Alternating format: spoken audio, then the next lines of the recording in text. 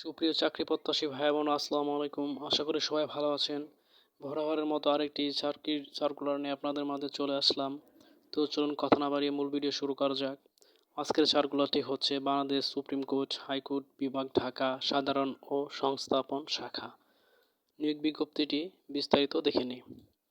Bangladesh supreme court high court বিভাগের নিম্নলিখিত শূন্যপদে অস্থায়ী ভিত্তিতে সরাসরি নিয়োগের মাধ্যমে পূরণের নিম্নবর্ণিত শর্তাবলী সাপেক্ষে উক্ত পদের বিপরীতে বর্ণিত যোগ্যতা সম্পন্ন জন্মসূত্রে বাংলাদেশের নাগরিকদের নিকট হতে দরখাস্ত আহ্বান করা যাচ্ছে। একটি মাত্র ক্যাটাগরিতে সার্কুলার প্রকাশ করা হয়েছে। তো চলুন পদসংখ্যাটি দেখে নিই। একটি মাত্র পদ, সেটি হচ্ছে MLSS মানে হচ্ছে অফিস সহায়ক। সবাই জানেন। পদসংখ্যা হচ্ছে 14টি। জাতীয় বেতন স্কেল হচ্ছে 15।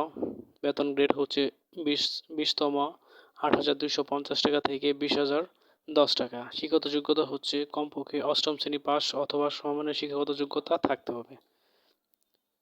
চলুন কিছু শর্তাবলী দেখে নেই। 21/4/2025 তারিখে প্রার্থীর বয়সসীমা 18 থেকে 32 বছর হতে হবে। বয়স প্রমাণের ক্ষেত্রে এফিডেভিট গ্রহণযোগ্য হবে না। অনলাইনে আবেদনপত্র সংক্রান্ত নিয়ম এবং শর্তাবলী। প্রার্থীকে অবশ্যই supremcourt@tiktok.com বিডি ওয়েবসাইট আবেদনপত্র পূরণ ও দাখিল করতে পারবেন।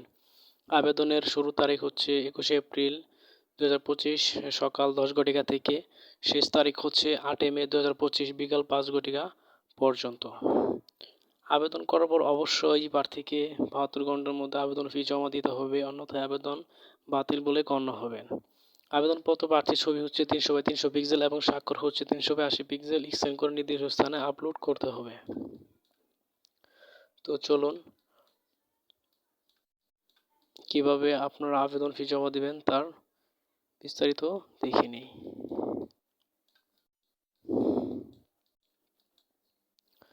প্রথম যে মেসেজটি সেটা হচ্ছে অবশ্যই আপনাদের টেলিটক সিমের মাধ্যমে মেসেজ অপশনে গিয়ে মেসেজ করতে হবে। ACD space help space user ID দিয়ে সেন্ড করতে হবে 16222 নাম্বারে। সেন্ড করার পর সেখান থেকে একটি রিপ্লাই মেসেজ আসবে। আর সেখানে রিপ্লাই মেসেজ আপনাকে অবশ্যই একটা মেসেজ করতে হবে, সেটি হচ্ছে ACD স্পেস হেল্প স্পেস তারপর হচ্ছে পিন নাম্বার দিয়ে আবার সেন্ড করতে হবে। স্পেস পিন নাম্বার দিয়ে সেন্ড করতে হবে 16322 নাম্বারে। সেন্ড করার পর অবশ্যই আপনাদের টেলিটক্স যে সিম থাকবে সেখান থেকে ব্যালেন্সের মাধ্যমে আবেদন ফিটি কেটে নেওয়া হবে এবং তা জমা হয়ে যাবে এবং আবেদন সম্পন্ন হয়ে যাবে।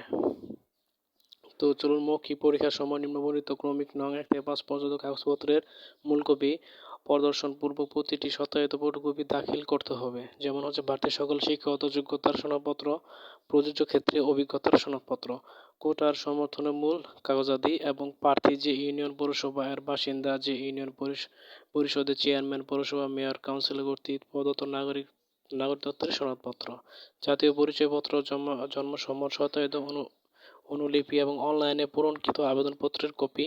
পরীক্ষা সংক্রান্ত যাবতীয় তথ্য বাংলাদেশ সুপ্রিম কোর্টের ওয়েবসাইটে পাওয়া যাবে।